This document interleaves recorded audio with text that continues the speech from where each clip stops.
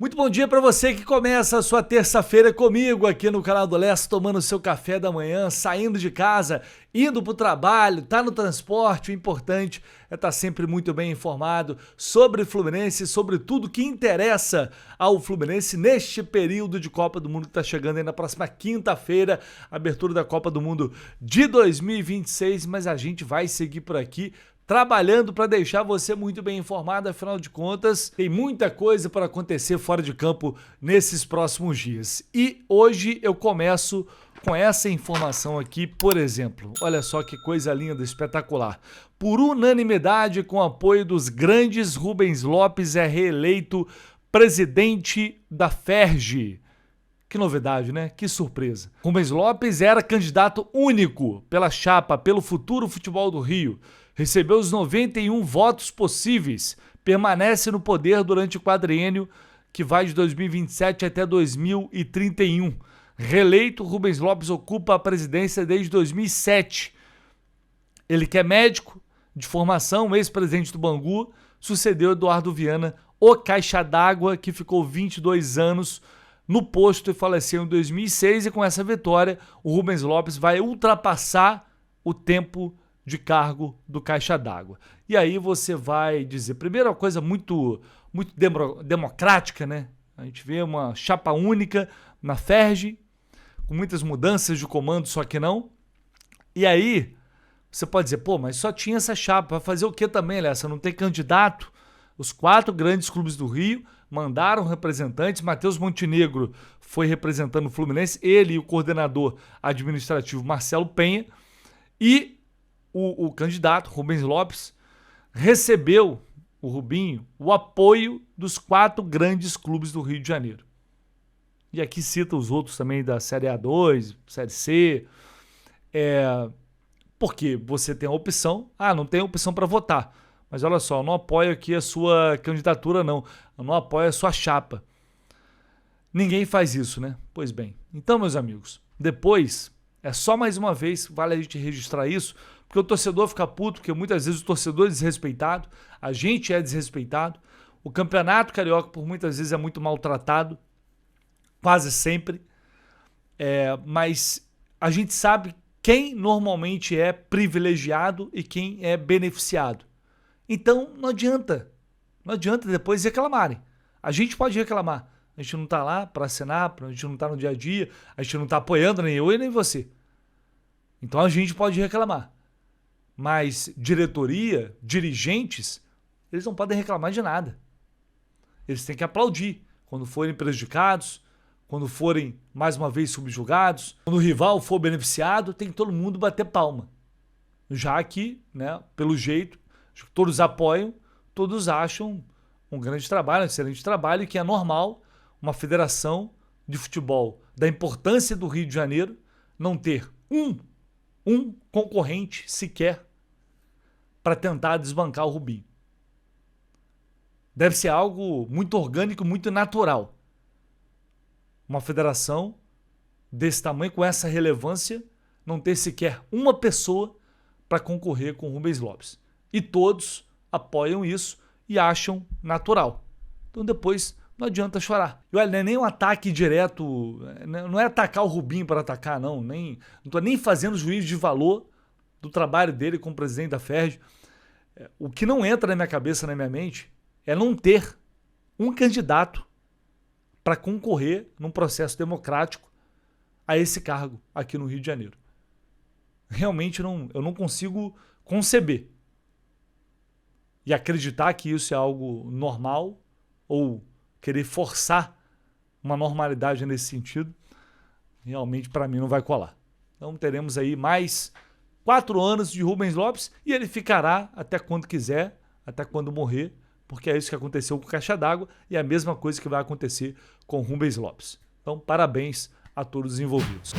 Bom, a gente tem falado da possibilidade, na verdade, a necessidade que o Fluminense tem de vender jogadores nesta janela de transferências para respirar um pouquinho mais, colocar o dinheiro em caixa, normalizar ali o fluxo de caixa, ou pelo menos deixar o fluxo de caixa um pouco mais tranquilo e, quem sabe, também viabilizar reforços, como é a situação do Nino, que está sendo aí debatida e negociada, e isso já vem acontecendo já há algum tempo.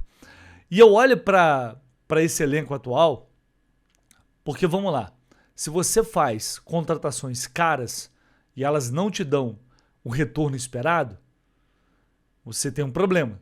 Principalmente para clubes como o Fluminense, que não paga nada à vista. Aliás, ninguém paga nada à vista, mas o Fluminense parcela, de preferência, sempre tenta fazer, parcelar por um longo tempo. E você vai comprando jogador, você vai fazendo dívida, que às vezes pode ser um grande investimento, outras vezes não. E quando é o caso, quando dá errado, pesa muito porque são jogadores, né, que você desembolsou um valor significativo, substancial, e aí você tem que ir no mercado contratar de novo porque aquelas contratações não te deram o resultado esperado. E a gente tem alguns casos neste elenco atual. Eu fui dar uma olhada, por exemplo, na situação do Rúmeus Lescano. O Fluminense pagou 5 milhões de dólares nesse jogador, uma das contratações mais caras que o clube já fez. Um jovem, 22 anos, sensação, futebol uruguaio, veio para cá, não jogou com nenhum treinador, não teve oportunidades, chegou ainda, era humano, vem Renato Gaúcho e depois o Beldia. E aí o Lescano é emprestado para o futebol paraguaio. Muita gente criticou, eu mesmo critiquei a opção de ir para o futebol paraguaio. Achava que ele tinha que ser mesmo emprestado, assim como aconteceu com o Lavega, mas para um clube aqui do Brasil. O Lavega está no Curitiba, está indo muito bem no Curitiba, num nível de competitividade muito mais alto. E você vê como é o futebol. Eu conversei, até trouxe isso aqui como informação um tempo atrás, com membros da comissão técnica do Mano Menezes, e eles disseram que a avaliação deles, né, na época, era de que o Lescano não era garantia de que ia conseguir se firmar, mas que tinha potencial e eles viam o futebol nele. Se tivesse que apostar, apostaria no Lescano e não no Lavega, porque o Lavega era um jogador muito comum, dificilmente ele ia ter futebol para se firmar no Fluminense. E aí a gente está vendo quem está se destacando agora, o Lavega, para a gente ver como o futebol, né, é complexo às vezes. E o Lescano, na época, todo mundo apoiou, porque é um jogador jovem, pode jogar aqui, desenvolver. É aquele tipo de aposta que faz sentido. Mas no caso dele não é um valor baixo, né? Como foi o Lavega, pagou 1 milhão e 800 ali mais ou menos. O caso do Lescano, a gente está falando de mais de 20 milhões de reais. Então não é pouca grana. Mas é um investimento que, se você acerta aquele negócio, você vai errar alguns. Se você acerta também, a tendência é se dar muito bem. O caso dele não aconteceu, ele está no Olímpia agora e não vem sendo titular absoluto no Olímpia, pelo contrário, tem sido reserva em muitos jogos. Até agora na temporada ele fez 5 gols em 23 partidas, sendo que um desses gols também foi pelo Fluminense no início do Campeonato Carioca. Então é muito preocupante a situação do Lescano, porque ele está no futebol paraguaio, já é um nível muito baixo, onde ele já estava adaptado e não consegue ser destaque lá novamente. Então é um jogador que vai ser, ao que parece, difícil recuperar o investimento. Para mim é um passo totalmente errado e voltar para lá. Voltou e não está conseguindo se destacar, não está conseguindo ser um jogador diferente no futebol paraguaio. É um investimento que o Fluminense fez no início do ano passado. E aí tem outras situações mais recentes, e eu estou citando só os mais recentes, tá? Como exemplos. O Soteldo, por exemplo, que chegou às pressas no meio do ano passado para a disputa da Copa do Mundo, o Fluminense precisando de reforços, precisando de um jogador com essa característica, chega o Soteldo. Mais ou menos 30 milhões de reais. Como o Fluminense não vendeu o Soteldo no final do ano passado, vai ter que ainda pagar mais 2 milhões de dólares. Isso dá mais ou menos 10 milhões de reais. Aí eu te pergunto, como que você recupera um investimento desse? Um jogador como o Soteldo, totalmente abatido aqui no futebol brasileiro e sem se destacar. Porque até ele entrou mais recentemente, né? Até entrou bem em alguns jogos, mas é um jogador que está longe de ser decisivo. Muito longe de ser decisivo. E isso impacta, até porque tem um salário muito alto também. Não é um salário baixo. Ainda tem essa questão. Porque o Lescano, por exemplo, é um salário baixo. Eu vou citar outro aqui, que é ainda mais recente, que já é dessa janela. Então estou pegando um da janela lá do início do ano passado, do meio do ano passado, agora para 2026, Castillo, 13 milhões de dólares, vai ser inegável. Sempre vai estar em discussão esse valor, apesar de que o tempo do Castillo ainda é muito pouco se comparado aos outros, né?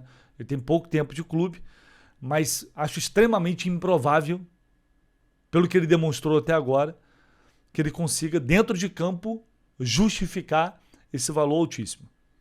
De novo, tem jogador que demora um pouco mais, tem jogador que carece mais de tempo de adaptação para entrar no ritmo, no fluxo, mas realmente o que a gente viu do Castilho até agora é muito preocupante. E aí esse alto valor investido vai estar sempre em debate, sempre em discussão. O caso, ele é mais um caso também que não tem um salário altíssimo, né? Porque vem do futebol argentino, vem do Lanús, não são jogadores como o Soteldo que já estão aqui no futebol brasileiro há muito tempo e já ganhando um salário alto também já há muito tempo. E aí eu vou citar uma outra situação aqui, porque quando você não vende um jogador, recusa uma proposta, você está meio que praticamente comprando ele novamente, está investindo ainda mais. Foi o caso do Freitas. Quando o Fluminense recusa uma proposta por ele de 5 milhões de euros, o Fluminense está assumindo o risco. Agora, aceita negociar o Freitas, até precisa, dependendo do que acontecer aí com essa situação do Nino. Mas vai chegar realmente outra oferta nesse nível? Vai chegar uma outra oferta até melhor, talvez? Pelo Freitas, pelo desempenho que ele está tendo recentemente, porque antes tinha um contexto de Copa do Mundo que ele foi bem. Agora, será que vai chegar? É um risco. E aí é mais uma coisa que impacta ali, porque você não está tirando dinheiro do bolso, mas você deixou de colocar e está indo ao mercado contratar zagueiros e pagando alto. Por quê? Porque os que estão hoje no elenco não conseguem entregar, não conseguem passar segurança. Tem um outro também, que é muito emblemático nesse sentido, que é Terence. Lembra o Terence? Está lá no Fluminense treinando. Na época o Fluminense investiu mais de 15 milhões de reais para contratar o Terence. Então são alguns exemplos que a gente cita que é muito improvável, pode até acontecer, sempre pode acontecer, mas é muito improvável que o Fluminense consiga recuperar esse dinheiro no mercado. E se os caras não dão um mínimo retorno técnico dentro de campo, aí você tem realmente um problema de, primeiro, arcar com os custos da transferência durante muito tempo, para continuar pagando, porque o salário ainda dá para você se livrar. Eventualmente você empresta, faz um negócio aqui, ali, né? Daqui a pouco pode ser até uma negociação em definitivo, mas aquele custo de transferência alto você vai ter que pagar por muito tempo. E claro, isso vai somando, e aí vai diminuindo a margem para você conseguir fazer novas compras de jogadores que podem chegar e resolver. É um grande problema, principalmente quando se trata de investimento de risco, quando você faz na base do desespero, como o Fluminense fez com o Castilho, como aconteceu com o Soteldo também naquela oportunidade, que também teve o cenário de ser pedido do Renato Gaúcho, né?